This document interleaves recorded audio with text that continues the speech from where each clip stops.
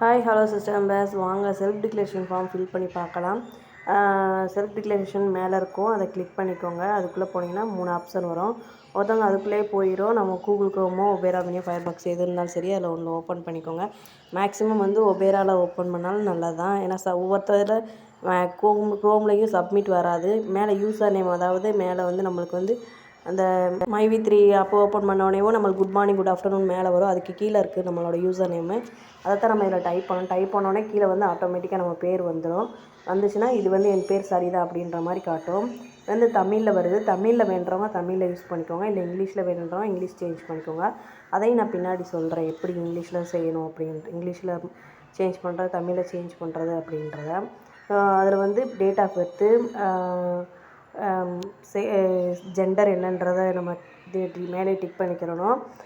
அதுக்கு மேலே என்ன கேட்டாங்கன்னு பார்த்தீங்கன்னா, வரிசையாக தமிழ்னால் நம்ம ஈஸியாக ஃபார்ம் ஃபில் பண்ணிடலாம். எனக்கு தெரிஞ்சு டேட் ஆஃப் பர்த் ஃபில் பண்ணிக்கோங்க. அதில் லாங் ப்ரெஸ் பண்ணாலேயும் இயர் வந்துடும். இயர் வந்தோடனே ஆட்டோமேட்டிக்காக மந்த்து வந்துடும்.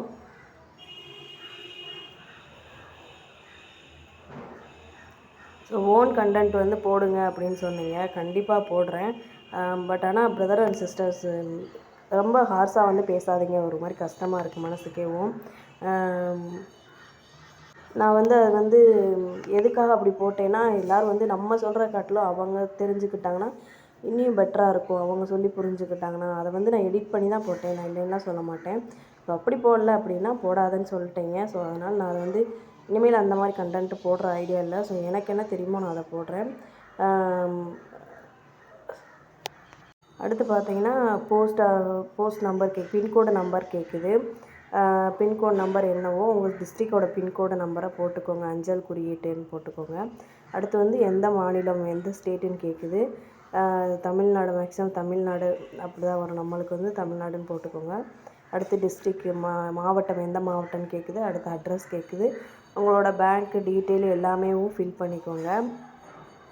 ஸோ இந்தது எங்களுக்கு தெரியும் அப்படின்னு சொன்னிங்கன்னா இதை ஸ்கிப் பண்ணிக்கோங்க. இந்த வீடியோ பார்க்க வேண்டாம் யாரும். மைல்கல்னால் உங்கள் வீட்டு பக்கத்தில் ஏதாவது உங்களுக்கான அடையாளம், அதாவது இப்போ ஒரு பேக்கரியோ இல்லை ஒரு ஹோட்டலோ இல்லை ஒரு கோயிலோ அந்த மாதிரி ஏதாவது ஒன்று அடையாளத்துக்கு இருந்துச்சுன்னா அதுதான் மைக்கில், அதாவது லேண்ட்மார்க்குன்னு சொல்லுவாங்களோ அந்த இதை போட்டு டைப் பண்ணிக்கோங்க. அடுத்து ஐஎஃப்சி கோடு ஃபில் பண்ணிக்கோங்க. எந்த பேங்க்குன்றதையும் ஃபில் பண்ணிக்கோங்க. ஆட்டோமேட்டிக்காக அதுவே கீழே வந்துடும். எந்த கோடு எந்த பிரான்ச் அப்படின்றதும் ஒரு சிலது வந்துடும்.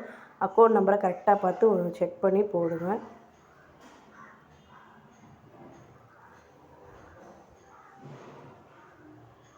அவ்வளோ போட்டிங்கன்னா ஓடிபி, ஃபோன் நம்பர் ஃபில் பண்ணாதீங்க முதலேவும். ஏன்னா ஓடிபி வர்றப்போ உடனே ஓடிபி வந்துடும். ஒரு நிமிஷத்துலேயும் அது ஒரு நிமிஷம் வேல்யூனால அடுத்தடுத்து நம்ம ஃபார்ம் ஃபில் பண்ணுறப்ப கொஞ்சம் கஷ்டமாக இருக்குது. அதனால் லாஸ்ட்டாக ஃபோன் நம்பர் ஃபில் பண்ணிக்கோங்க. அடுத்து இங்கிலீஷில் ஒபேரா மினி நான் ஓப்பன் பண்ணி இங்கிலீஷில் ஃபார்ம் பார்த்தேன். அதுவும் பார்த்துக்கோங்க எப்படின்றதையும். இப்போ நம்ம தமிழில் பார்த்தோன்னா ஃபுல்லாக இங்கிலீஷில் வரும், அவ்வளோதான். இது எப்படி தமிழ் இங்கிலீஷு சேஞ்ச் பண்ணுறது அப்படின்றதையும் நான் இதில் காட்டுறேன் உங்களுக்கு. கூகுள் டிரான்ஸ்லேட்டர் இதுவும் பாதி பேர்த்துக்கு தெரிஞ்சிருக்கும். தெரியாதவங்க இதை பார்த்துக்கோங்க. இதெல்லாம் ஒரு கண்டென்ட்டான்னு மட்டும் கேட்டுறாதீங்க. எனக்கு தெரிஞ்சதையும் எனக்கு புரிஞ்ச விதமாக உங்களுக்கு நான் சொல்கிறேன். இல்லை எங்களுக்கு இதெல்லாம் தெரியும் அப்படின்னா நீங்கள் பார்க்க வேண்டாம், ஸ்கிப் பண்ணிடுங்க. லாஸ்ட்டாக சப்மிட்னு வந்தோடனே சப்மிட் கொடுத்துருங்க. ஃபோன் நம்பர் முதலே கொடுத்தீங்கன்னா ஓடிபி வந்துடும் டக்குன்னு, அப்புறம் நம்ம பண்ண முடியாது. அடுத்து இதில் கூகுள் டிரான்ஸ்லேட்னு போட்டுக்கோங்க. எப்படி அப்படி வருதுன்றதை பாருங்கள். கூகுளில் போய் கூகுள் டிரான்ஸ்லேட் போட்டிங்கன்னா நம்மளுக்கு புரிஞ்சதை புரியாததை படித்தவங்களாலும் சரி, படிக்காதவங்க மெயினாக படிக்காதவங்களுக்கு, இல்லை நான் இங்கிலீஷ் ரீட் பண்ண மாட்டேன் அந்தளவுக்கு அப்படின்னிங்கன்னா கூகுள் டிரான்ஸ்லேட் போட்டு ஃபஸ்ட்டு இருக்கிறத கிளிக் பண்ணிக்கோங்க.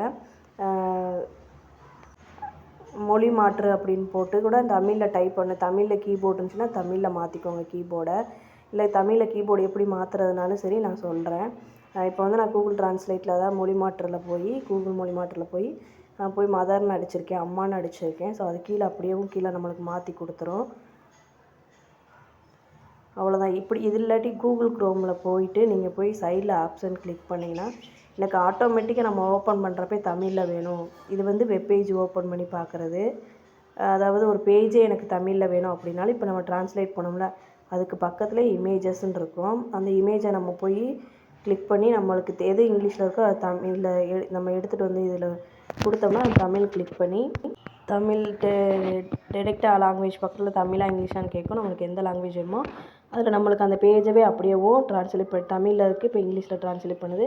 இங்கிலீஷில் இருந்து அது அப்படியே நம்மளுக்கு தமிழில் ட்ரான்ஸ்லேட் பண்ணி காமிச்சிடும். ஸோ ஒரு வெப்சைட்டே வேணாலும் அந்த வெப்சைட்டே நம்மளுக்கு வந்து சேஞ்ச் பண்ணி காட்டும். இல்லை எனக்கு வந்து ஆட்டோமேட்டிக்காக அப்படியே தமிழில் சேஞ்ச் ஆகணும் அப்படின்னு பார்த்தீங்கன்னா அதுவும் செய்யலாம். இப்போ வந்து நான் வந்து தமிழில் இங்கிலீஷில் அடிக்கிறேன். இது எப்படி தமிழில் வருதுன்னு பார்த்தீங்கன்னா உங்களுக்கு தெளிவாக தெரியும். ஒரு போட்டு காமிக்கிறேன். இப்போ நான் இங்கிலீஷில் வந்து டைப் பண்ணியிருக்கேன். I want some detail about myvi3 ads அப்படின்னு போட்டிருக்கேன். அந்த பேஜ் ஓப்பன் பண்ண ஆட்டோமேட்டிக்காக கீழே வந்து ஸ்க்ரோல் ஆகுது பாருங்கள், தமிழ்ட்டு ஆட்டோமேட்டிக்காக தமிழ் வந்துரு.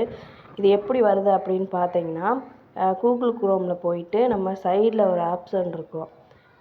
அந்த ஆப்ஷனை போய்ட்டு நம்ம கிளிக் பண்ணோம்னா செட்டிங்ஸில் போகணும். செட்டிங்ஸில் போயிட்டு சைடில் நம்மளோட இமேஜ் இருக்கும், அதை கிளிக் பண்ணால் செட்டிங்ஸில் போயிட்டு செட்டிங்ஸில் லாங்குவேஜ்னு கிளிக் பண்ணிங்கன்னா அந்த லாங்குவேஜில் கீழே வந்து ஆஃபர் த சென்டிங் அப்படின்னு இது இருக்கு பாருங்கள், ட்ரான்ஸ்லேட் செட்டிங். லாஸ்ட்டில் translate setting offer to send pages in other languages to Google ட்ரான்ஸ்லேட்ன்றதை எனேபிள் பண்ணிக்கோங்க. எனேபிள் பண்ணிங்கன்னா நீங்கள் பேஜ் ஓப்பன் பண்ணோன்னே இதில் எதாவது தேவைன்னா ஆட்டோமேட்டிக்காக அதுவே தமிழில் ட்ரான்ஸ்லேட் ஆகிக்கிறோம் அந்த லாங்குவேஜ். அப்படி இல்லை அப்படின்னிங்கன்னா இல்லை அது எனேபிள் பண்ண வேண்டாம் அப்படின்னா அது அப்படியே இங்கிலீஷ்லேயே தான் இருக்கும். ஸோ அதனால் ஒன்றும் பிரச்சனை இல்லை. உங்களுக்கு தேவைன்னா மாற்றிக்கோங்க. இல்லை எனக்கு இங்கிலீஷ்லேயே இருக்கு, நான் இங்கிலீஷ் பிரச்சனை இல்லை, நான் படிச்சுக்குவேன் அப்படின்னா இங்கிலீஷ்லேயே பண்ணிக்கோங்க. இது தமிழில் வேணும், இல்லை தமிழில் வேணுன்னா அந்த போய் கூகுள் க்ரோம் செட்டிங் போய் அதை மாற்றிக்கோங்க, சேஞ்ச் பண்ணிக்கோங்க. Thanks system brothers.